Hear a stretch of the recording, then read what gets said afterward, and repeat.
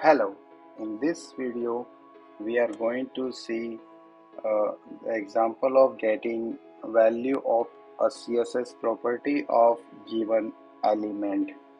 So we are opening here page and then giving the login link locator to value of CSS property page method, and we want to get color property, so we are passing it as color.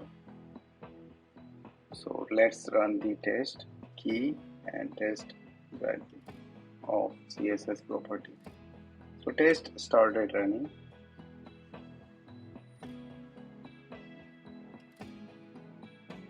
Browsers spun up and then opening this site and getting the value of color property of login link. So here we can see this is the color property. And if we go and check the actual property, so here we can see this is the hex value. So let's convert it into RGBA format. So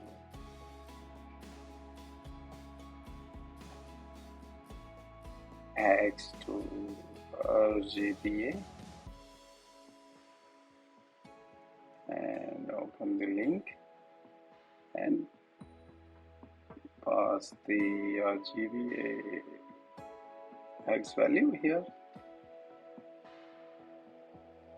and it's the same, right? We can see here 431662031. So, and this is the value in report. So that's it about value of CSS property page method. Thank you.